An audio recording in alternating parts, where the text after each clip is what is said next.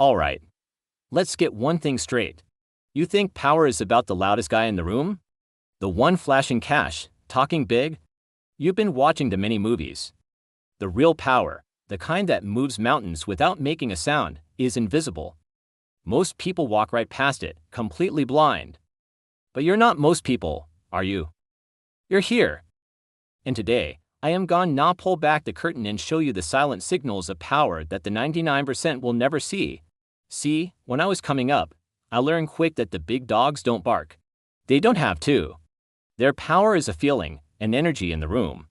It's in the way they move, the way they look at you, the way they don't speak when everyone else is scrambling to fill the silence. I saw guys with nothing but the clothes on their back command more respect than some clown with a fat wallet. How? They understood the game behind the game. The first signal, and maybe the most important, is silence. I'm talking about comfortable, controlled silence. A weak person gets nervous when nobody's talking. They start fidgeting, rambling, trying to fill the void. Why? Because they need validation. They need to know you're still paying attention. A powerful person, on the other hand, owns the silence. They use it as a tool. When you're in a negotiation and you state your price, what do most people do? They keep talking. They justify it. Well, you see, the cost is high because. Stop. State your terms, then shut up. The next person who speaks loses. Let them squirm. Let them fill the silence with concessions. This works in arguments. It works in business. It works in your personal life. Master the art of the pause, and you'll be amazed at what people give away just to break the tension. Next up is eye contact. And I don't mean just looking at someone. I mean holding a gaze without aggression. A weak person's eyes dart around the room. They look at the floor, at the ceiling, anywhere but at you. It shows they're insecure, maybe even untrustworthy. A truly powerful person can look you dead in the eye with a calm, relaxed focus. It says, I see you. I'm not intimidated by you. And I'm fully present in this moment. They don't have a death stare. That's for amateurs. It's a steady, unwavering connection. When they talk, they hold your gaze. When you talk, they hold it even tighter, making you feel like you're the only person in the world. It's hypnotic. It builds trust and commands respect without a single word. But here's a little secret for you. If you really want to see who holds the cards, watch where everyone else's eyes go. When a topic is introduced in a group, or a decision needs to be made, people will subconsciously glance at the person whose opinion matters most. It's a split-second look, a micro-expression. That person is the true leader, the silent authority, even if they don't have an official title. Start watching for this. You'll see it everywhere. Now, before we get into the really deep stuff, the stuff that separates the players from the pawns, do me a favor.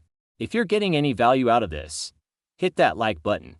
It tells the algorithm that we're doing something right over here. Let's make this knowledge spread.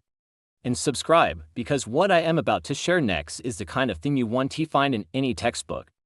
Alright, let's talk about body language. Specifically, how little of it powerful people use. Think about it. Who's the most animated person in a meeting? Usually, it's the one trying to convince everyone of something. They're leaning in, using big hand gestures, nodding their head.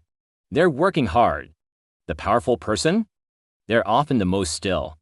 They lean back, relaxed. Their movements are minimal, deliberate, and economical.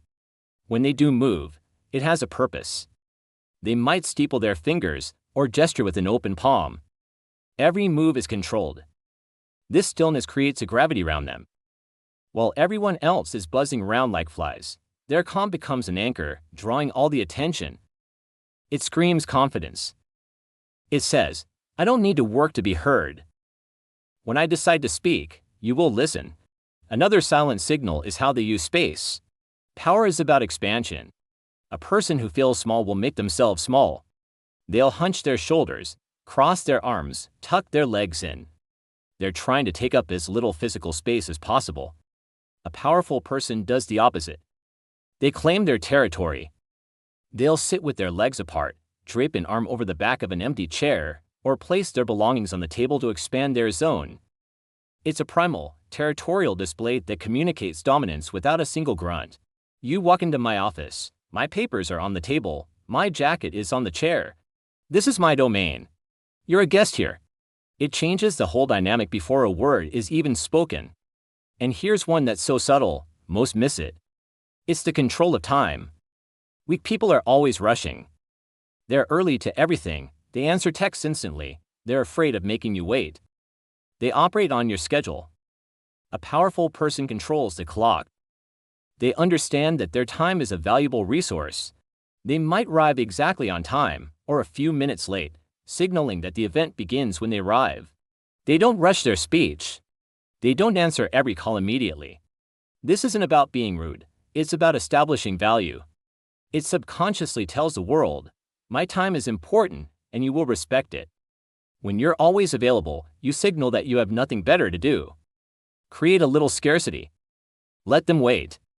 Think about the questions they ask. Most people ask questions to get information for themselves. How do I do this? What's in it for me? Powerful people ask questions that make others think. Instead of giving orders, a smart boss might ask, what do you think is the best way to handle this? This does two things. First, it makes the other person feel valued. Second, it shifts the responsibility of finding the solution onto them. The powerful person isn't carrying the entire mental load. They're a conductor, guiding the orchestra to play the music they want to hear. They steer conversations with questions, making you arrive at their desired conclusion, all while thinking it was your idea. That's genius. And finally, the ultimate silent signal of power is indifference. Not caring what others think. This is the holy grail. Most people are dying for approval. They dress for others, talk for others, post online for others. Their entire sense of self-worth is outsourced. A truly powerful individual has their validation internally. They know who they are. They don't need your applause or your permission. This allows them to act with true freedom. They can say no. They can walk away from a bad deal. They can state an unpopular opinion without flinching.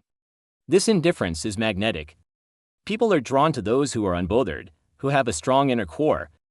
When you stop needing everyone to like you, you gain the power to do what's right for you. And that, my friend, is the ultimate control. So, let's recap. We've got the power of silence, the steady eye contact, the minimal movement, the use of space, the control of time, the strategic questions, and the ultimate power of indifference. These aren't tricks. These are fundamental principles of human psychology. Start observing them. Notice them in your boss, in politicians, in any room you walk into. Then, start practicing them. Don't try to do them all at once, pick one. For the next week, just focus on using silence. See what happens. This isn't about being a tough guy.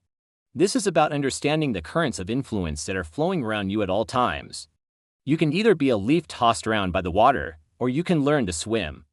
The choice is yours. The information is right here. Now, I've laid out the map for you. I want to know what you think. Head down to the comments and tell me which one of these signals you've seen in action. Or maybe there's one I missed. I read all the comments, the good, the bad, the ugly. Let's have a real conversation. And don't just watch this video and forget about it. Watch it again tomorrow. Let these ideas sink in. The more you watch, the more you'll start to see this stuff in your own life. That's how you really learn.